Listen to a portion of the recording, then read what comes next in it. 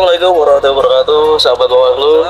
Hari ini kita akan melaksanakan program ngabuburit bersama Ketua Bawaslu Kota Pekalongan beserta tim. Kegiatan ngabuburit pengawasan tahun 2026 pada Ramadan 1447 Hijriah. Kali ini kami akan menuju ke Pondok Pesantren Al Mubarok. Pak Ketua, selamat sore Pak Ketua. Sore. Selamat menjelang buka puasa nih. Sudah nyiapin takjil buat buka puasa nanti belum Pak Ketua? Ya, kita sudah menyiapkan untuk buka bersama bareng santri dan santriwati pesantren Al Mubarok. Oh, hari ini ngabuburitnya ada buka bersama nih. Ya. Mantap sekali. Untuk Pondok Pesantren Al Mubarok ini apa saja ini kegiatan yang nanti akan dilaksanakan di sana? Ya, jadi kita di sana acara ngabuburit pengawasan. Di ngabuburit pengawasan tersebut kita menyampaikan kultum. Nah, kultumnya ini menarik, jadi terkait demokrasi.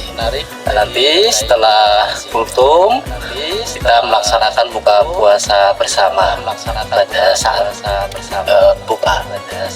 Apakah program ini juga termasuk bagian dari program Bawaslu Go to Pesantren Pak Ketua? Ya, betul sekali. Jadi kita sudah melaksanakan Bawaslu Goto School, kita akan melaksanakan Bawaslu Goto Kampus, dan sekarang kita sudah memulai Bawaslu Goto Pesantren. Nah, pas momentumnya, pas bulan suci Ramadan, ini cocok sekali untuk spirit kelembagaan di Bawaslu Kota Pekalongan. Oke, luar biasa, sibuk sekali Bawaslu Kota Pekalongan. Ya, semangat. Oke, mari kita berangkat.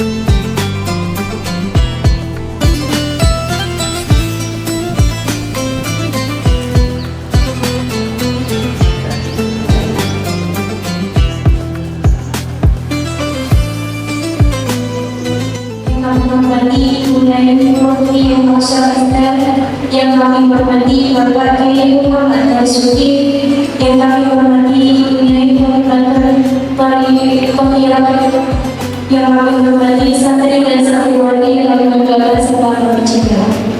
Lama-lama mereka kita panjatkan puji syukur kehadirat Allah Subhanahu wa Ta'ala.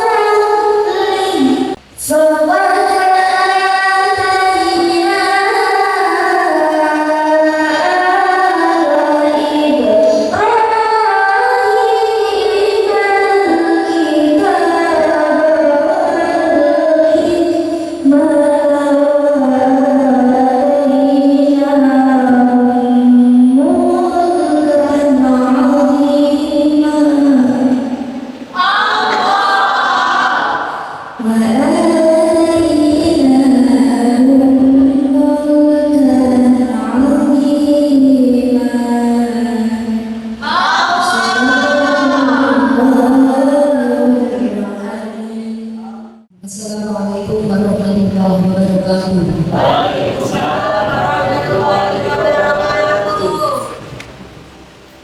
Alhamdulillah nasta'in ala umuri dunya wa din wa sallallahu ala sayyidina Muhammadin wa ala alihi wa sahbihi ajma'in. Amma ba'du. Yang terhormat dan sama-sama kita hormati Kiai Abdul Latif Zakaria, Ibu Nyai Ismailiyah beserta keluarga, sesepuh ibu sepuh Pondok Pesantren Al-Mubarak, yang kami hormati Ketua dan Anggota Bawaslu Kota Pekalongan, Koordinator Sekretariat Bawaslu Kota Pekalongan beserta jajarannya, yang kami hormati Bapak Kiai Haji Syauqi Muhammad Syauqan Sarjana Sarjana Hukum, Ibu Nyai Lutfiyah Ansor Sarjana Hukum, Bapak Kiai Muhammad Marzuki, Ibu Nyai Halimatul Tauhirah, serta santri dan santriwati yang saya cintai dan saya banggakan. Puji syukur kehadirat Allah Subhanahu wa Ta'ala atas nikmat rahmat hidayah inayahnya kita dapat berkumpul dan bermuajadah dalam majelis yang mulia ini dalam keadaan sehat walafiat, menunaikan ibadah puasa, serta kita dapat bersilaturahmi dalam ngabuburit pengawasan tahun 2026 Bawaslu Kota Pekalongan. Yang saya hormati Bapak Ibu Bawaslu Kota Pekalongan yang tidak bisa saya sebutkan namanya satu persatu, tapi tidak mengurangi hormat kami kepada beliau. Pertama-tama dengan yang utama adalah kita menjaga rasa puji dan puji syukur kehadirat Allah Subhanahu wa Ta'ala yang telah melimpahkan hidayah, inayah serta rahmatnya sehingga kita bisa berkumpul bermuajadah bertatap muka pada sore hari ini dengan keadaan sehat walafiat. Amin amin ya rabbal alamin. Saya mewakili sambutan dari tuan rumah. Mohon maaf yang sebesar-besarnya apabila ada kekurangan dalam tempat, kekurangan dalam waktu, kekurangan dalam hal apapun, mohon maaf yang sebesar-besarnya. Dan terima kasih atas kunjungan Bawaslu Kota Pekalongan sekaligus bisa silaturahim dengan pondok pesantren Al-Mubarok Kota Pekalongan. Semoga bisa menjadi silaturahim yang manfaat, yang berkah, yang diridhoi oleh Allah Subhanahu wa Ta'ala. Kami Bawaslu mohon izin mengucapkan salam. Assalamualaikum warahmatullahi wabarakatuh.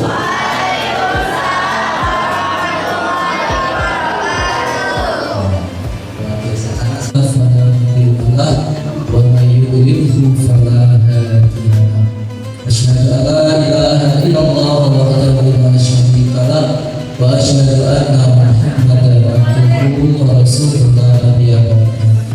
Kalau di Ponpes Al-Mubarok yang dihormati seluruh jajaran pimpinan, sahabat-sahabat saya dan pusaratur, sebelah kiri saya Pak Nasron dan seluruh staf, ada Mas Dik dan penjaga suku sekaligus perkenalan ya.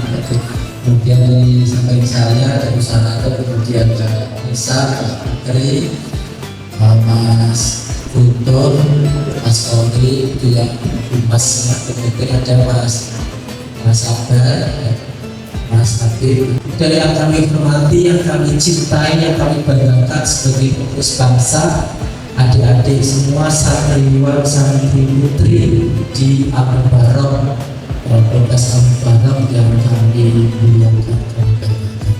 Ya ayyuhalladzina amanu kutiba alaikumusiyam kama kutiba alal ladzina min qablikum la'allakum tattaqun.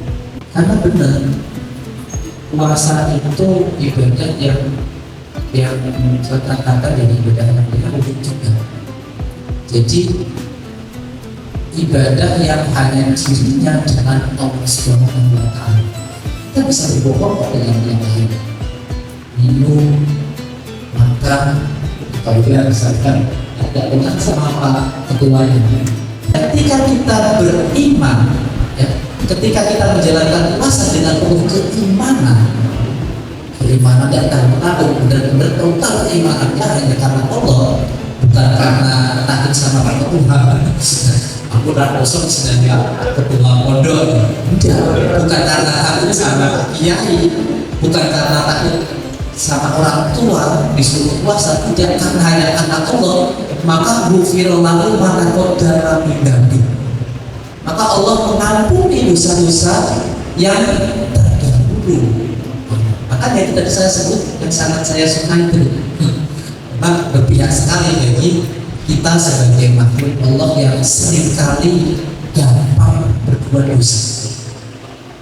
Adik-adik yang kami hormati dan kami banggakan, kami cintai, selain kami mengingatkan terkait dengan keimanan, dengan konteks-konteks berpuasa, kami juga akan memberikan sesuatu yang penting, yaitu terkait dengan demokrasi.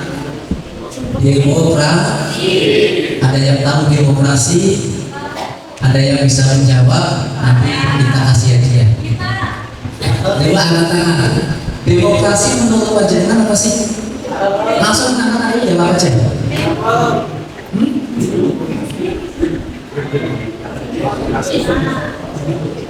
Pak, demokrasi itu yang demo kemarin bakar-bakar itu, yaitu bagiannya. Tapi salah. Harusnya nggak dibakar. Demo saja itu bagian dari demokrasi. Intinya demokrasi ya, itu kedaulatan rakyat. Jadi ada negara nih ya. Negara itu beda-beda. Ada negara yang menganut sistem kerajaan, ada negara yang menganut sistem demokrasi. Nah, kita bahas saja negara yang di kita, kita bisa membahas negara yang di negara di Indonesia menganut sistem demokrasi.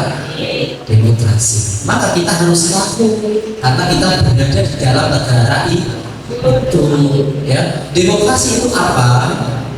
Demokrasi secara garis besar adalah kedaulatan rakyat. Secara istilah yang diungkapkan pakar, ya, itu demokrasi itu oleh apa? Dari rakyat, oleh rakyat, untuk rakyat. Nah, bagaimana sih kok bisa dari rakyat, oleh rakyat, untuk rakyat? Dari rakyat, pemimpinnya ini dari rakyat. Yang tadinya rakyat akhirnya mencalonkan diri, calonnya dari rakyat kan. Nah, ada yang mencalonkan menjadi presiden, ada yang mencalonkan menjadi gubernur, ada yang mencalonkan menjadi wali kota, ada yang mencalonkan dan menjadi DPR. Dan kita sadari ya dari semua, meskipun kita semua ini Pak, gak sih Pak mikir dulu, yang penting aku ngaji, berbakti sama Pak Kiai, wayai ngaji, wayai makan, poso. Apa sih Pak mikir adik-adik?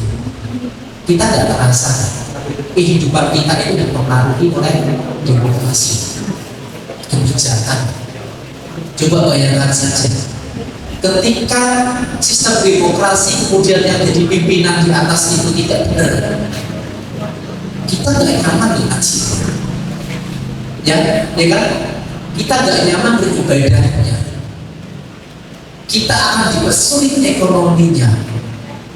Udah kabeh krisis, demo di mana-mana, kita tidak nyaman. Maka kita nggak sadar bahwa kehidupan kita itu yang dipengaruhi oleh sistem demokrasi. Siapa yang nanti akan menjadi pimpinan kita di sana? Korupsi atau tidak? Dan misalkan tidak, ya alhamdulillah wa syukurillah bisa mensejahterakan rakyat. Kalau korupsi, kalau bilang nanti kita yang milih ini ya bertanggung jawab. Maka perlu sekali untuk menjadi pemilih yang cerdas, harus ditereki benar ini api urasi. Dan misalkan kita ragu, kita tanya apa yang mau pilih, insya Allah ada yang bertanggung jawab, apa yang bisa harus terjadi. Kemudian setelah kita mengetahui demokrasi secara garis besar bahwa itu kedaulatan rakyat, bahwa itu istilah dari rakyat, oleh rakyat, kita harus mengetahui juga yang mensukseskan demokrasi. Apa kira-kira yang mensukseskan demokrasi? Apa? Pemilu. Kalau tidak ada pemilu, maka demokrasi nggak akan sukses, nggak akan berhasil. Makanya kemarin 2024 ada pemilu, kemudian ada pilkada. Nah, itu untuk mensukseskan demokrasi. Ibaratnya kalau bangunan, ya, rumah, demokrasi ini atapnya. Bagi negara yang menganut sistem demokrasi, atapnya. Bangunan atau rumah nggak ada atap, bisa nggak dihidupi? Nggak bisa kan? Susah kan? Mau tidur kehujanan, mau masak kepanasan. Kalau kehujanan kan hancur semua tuh di situ. Ya. Nah, nggak bisa. Maka harus ada atap. Nah, atapnya ini namanya demokrasi.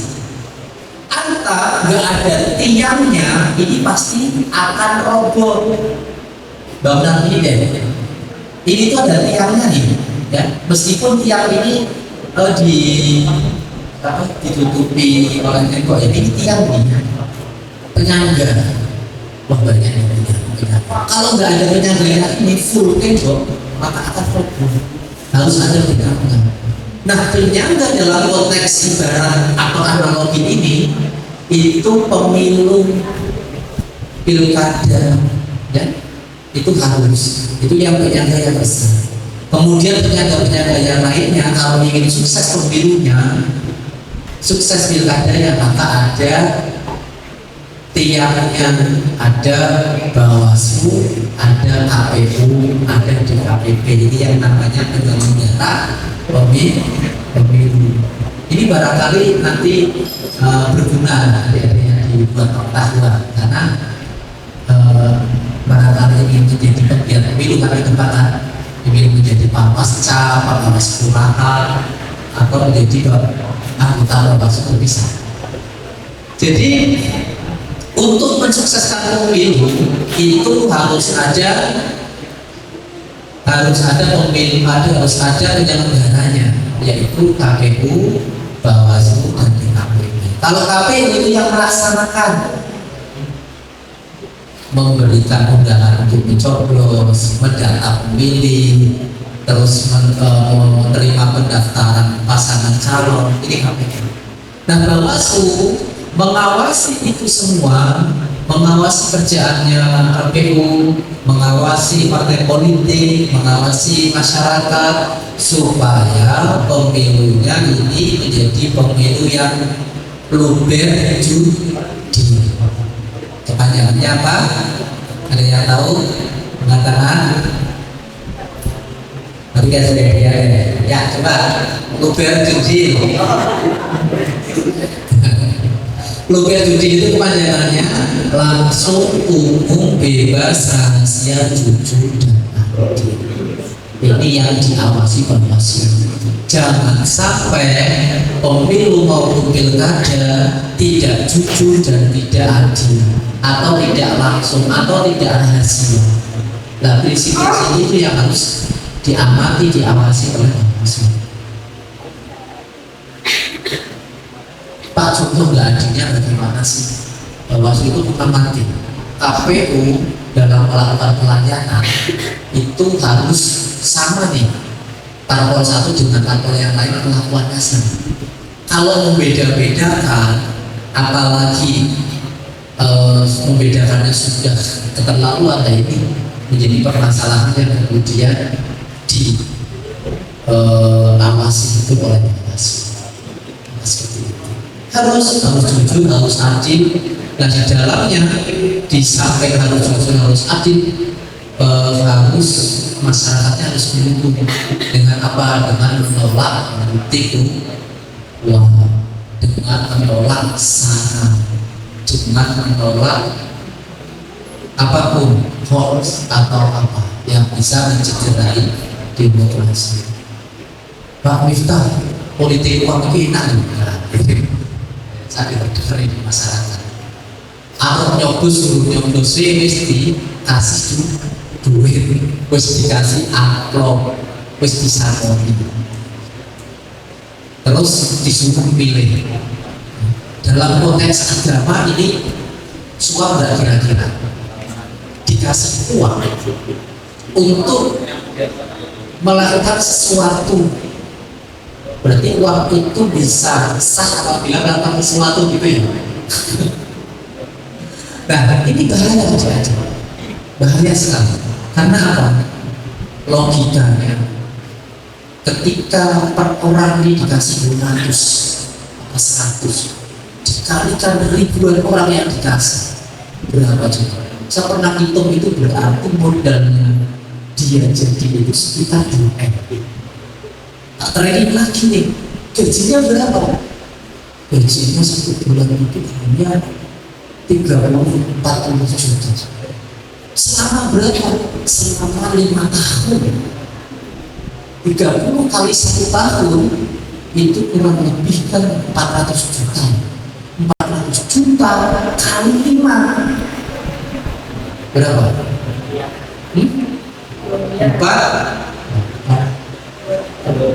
2 miliar. Ayo dong, modalnya 2M, dia akan dibayar negara 2M gaji. Plek, yuk masa belum plek ngomong tak mungkin. Plek itu berarti mungkin adik-adik. Rugi apa? Rugi tenaga, rugi waktu, kerja pokoknya naik orang dibayar, naik bayar utang apa membayar sing ditampi mau sing dimbro nyogok politik uang makanya ya pikirin ya wis korupsi pohon apa pohonnya gimana sekolah terpaksa kan ya karena dia yang korupsi pohon karena dia punya utang betul-betul pas seperti itu ya makanya korupsi pohon akhirnya korupsi tidak hanya merugikan satu dua pihak, tapi merugikan rakyat yang dikorupsi itu bukan uang pribadinya satu golongannya, tetapi uang rakyat yang diamanahkan untuk dikelola kembali kepada rakyat, tapi dikorupsi sendiri yang rugi. Balik ini dengan Pak ruginya bagaimana sih? Contoh sing kudu gawe dalan iso apik iso kandel maknane ora apik tipis cepet rusak berarti bagian dari itu banyak masih banyak dari semacam itu. Nah yang bertanggung jawab yang mana? Ya kita semua. Maka itu tujuannya kita malah demokrasi. Untuk mensukseskan demokrasi adanya pemilu. Untuk mensukseskan pemilu harus ada penyelenggara antara lain KPU, antara lain Bawaslu. Penyelenggara tidak bisa bekerja sendiri kalau tidak ada masyarakat, kalau tidak ada adik-adik santri, kalau tidak ada adik-adik santriwati. Pak gimana sih Pak kalau nggak ada kami nggak bisa maksimal itu?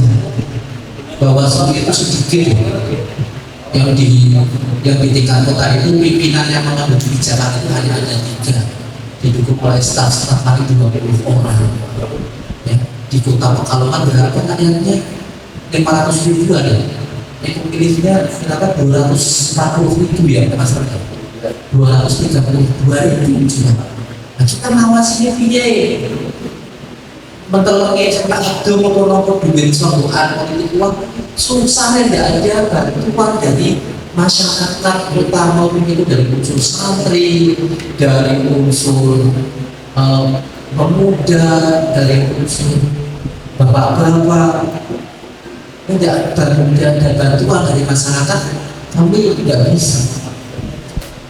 Kami hanya keliling yang pada bubar.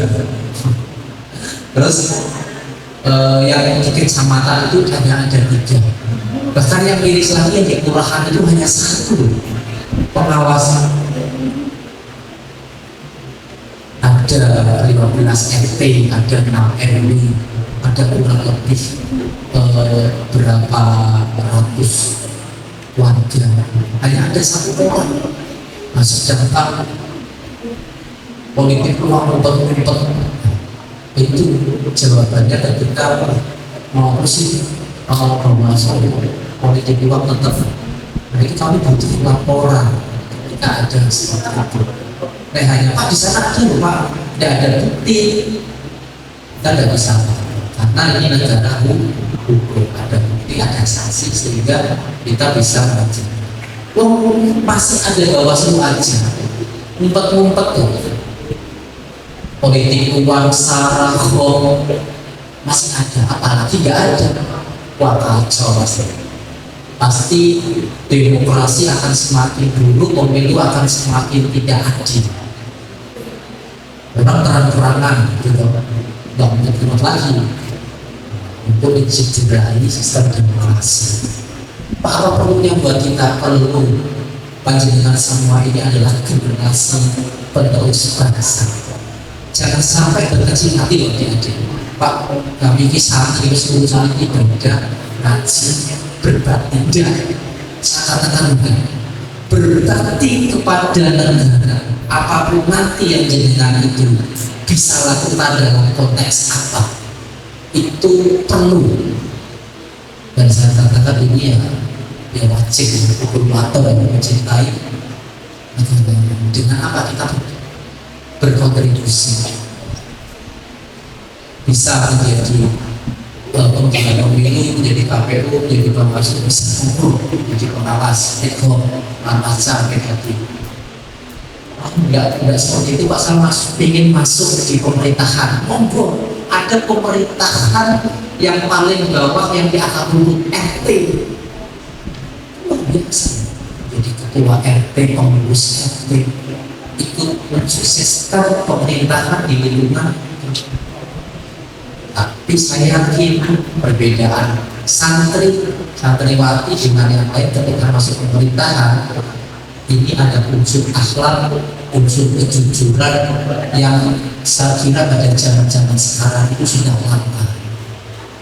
Langka bukan berarti tidak ada tapi terbatas, ada tapi sedikit. Itu kelebihan daripada santri, kejujuran, akhlak, sehingga ketika nanti masuk di dalam pemerintahan ini takut untuk korupsi, takut untuk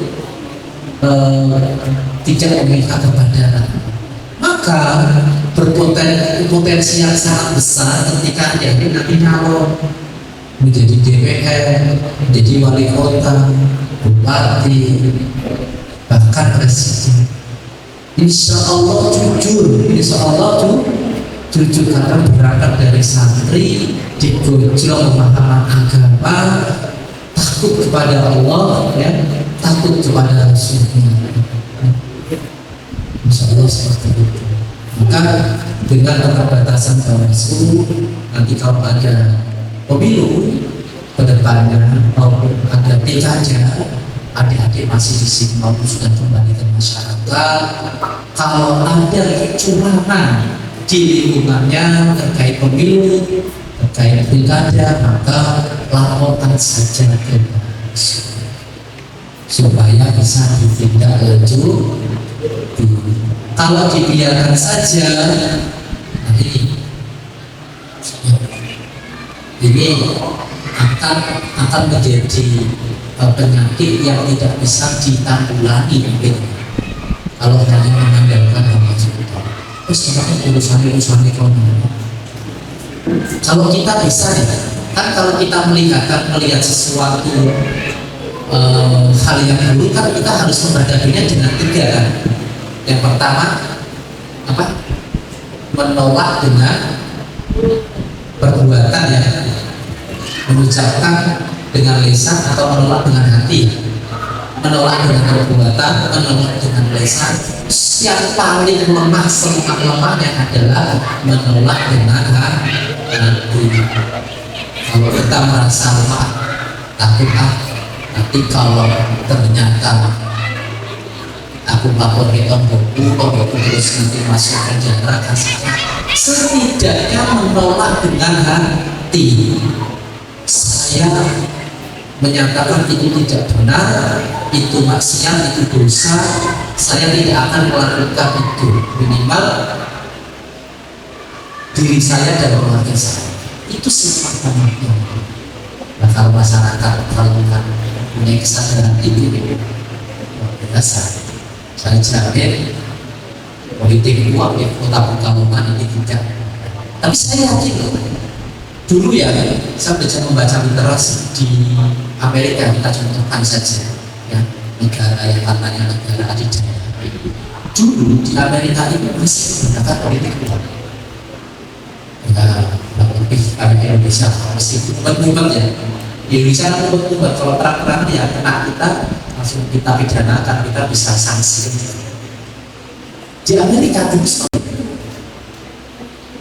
tapi semakin kesini semakin canggih, semakin masyarakatnya semakin melek, apalagi generasi cerdas akhirnya tidak berguna. Orang kanggu, pokoknya milih berdasarkan tracking. Pas kemarin jadi presiden, kemarin jadi gubernur, kemarin jadi DPR ini baik, ya kami pilih lagi, diterangin lagi. Oh, ada yang nggak baik nih, ada yang kurang baik ya. Ya dipilih kalau tidak baik, kalau baik berdasarkan analisis.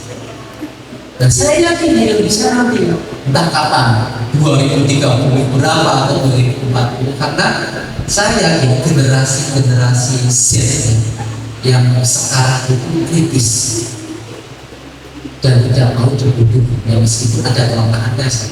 Kelemahannya generasi Z itu ya senangnya rebahan, sinau enaknya kalau rebahan, terus senangannya nyekrol TikTok, media sosial. Apa wae jenenge kok dianut. Bahkan omongannya ibune kalau omongannya di TikTok lebih panut omongannya di TikTok. Apa ono caption apa di-share.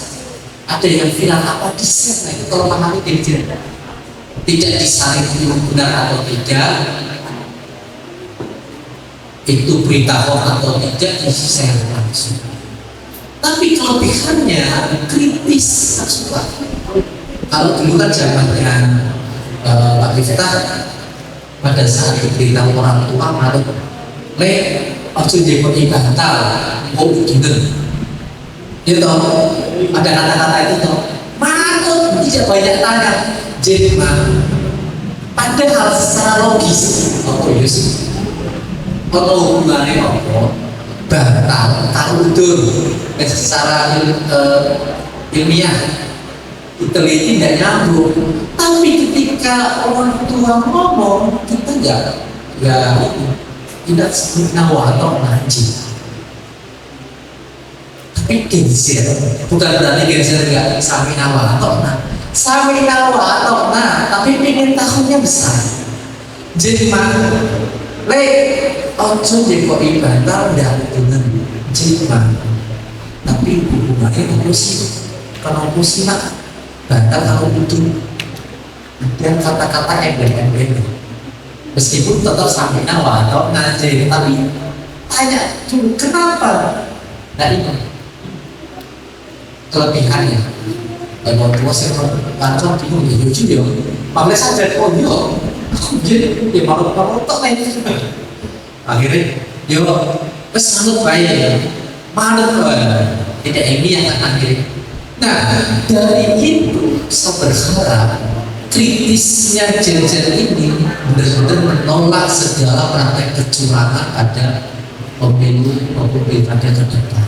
Ketika dikasih uang, yang duit, yang blosok itu, kenapa? Itu tak kampanye, yang blosok itu, yang blosok apa? Kenapa aku harus pilih kamu? Kenapa aku tuh kayak duit? Bukannya terang mau kayak duit ya aku tetap memilih. Lah ini kritis-kritis ini yang perlu ada untuk menolak praktek kecurangan.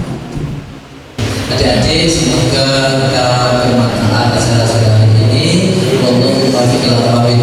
Wassalamualaikum warahmatullahi wabarakatuh.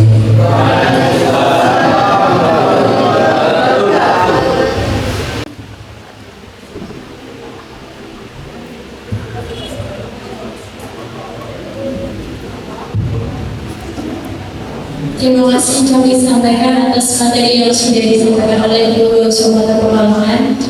Untuk sesi selanjutnya yaitu sesi tanya jawab ya, santri dan santriwati. Monggo yang ada yang mau bertanya silakan bisa angkat tangan. Nanti ada sedikit reward dari kita ya, ada buku yang dibawakan sama Pak Eko. Monggo silakan.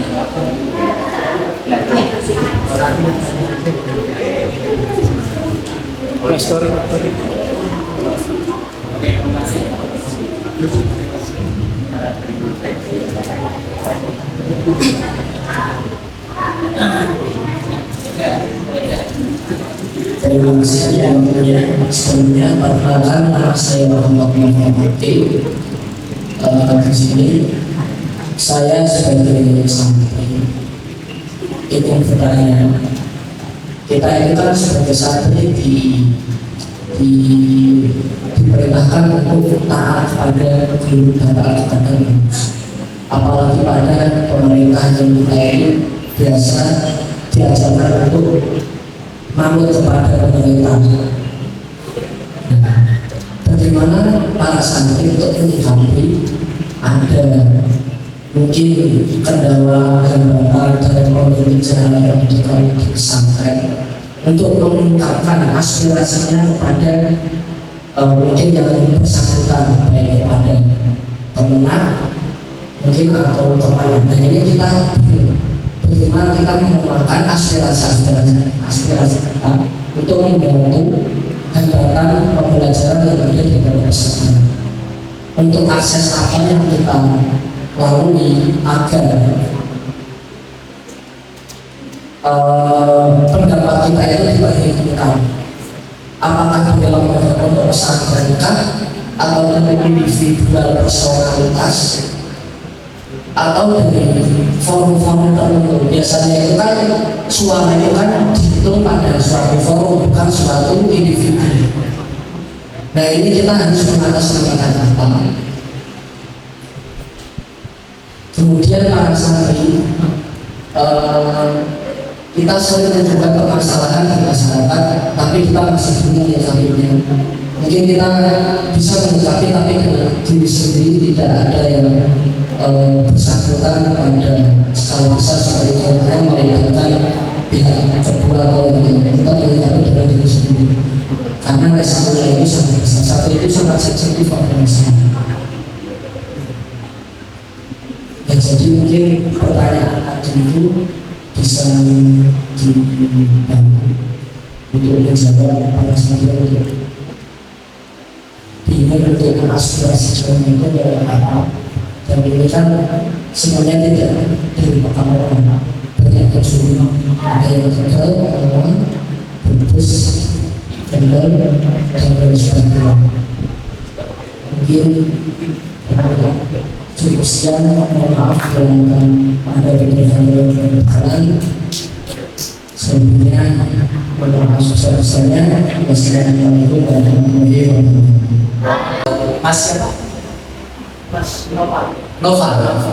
Mas Noval, bagus tadi pertanyaannya ya. Saya dapat dengar sesuatu yang ini sistematis, memang realistis tidak. Begini Mas Noval, bagus tadi memang santri itu diajarkan taat. Nanti Allah Rasul dari apa ini? Kalau apa ini dalam kan pemerintahan. Selagi pemerintahan itu tidak bermaksiat dan masih berpihak kepada rakyat, maka kita harus dukung siapapun yang menjalankan pemerintahan itu.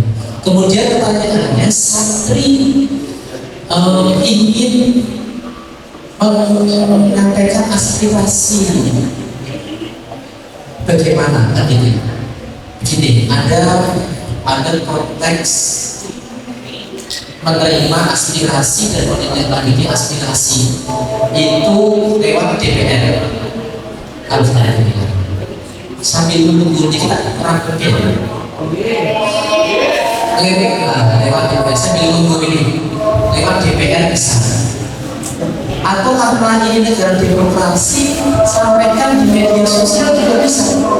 Asal tidak kritiknya membangun, tidak kritik menghancurkan ya, ada bedanya. Kalau itu untuk kemajuan pesantren, kemajuan masyarakat ini bagus. Jadi bisa terpaksa, bisa khusus lewat jalur eksekutif maupun legislatif.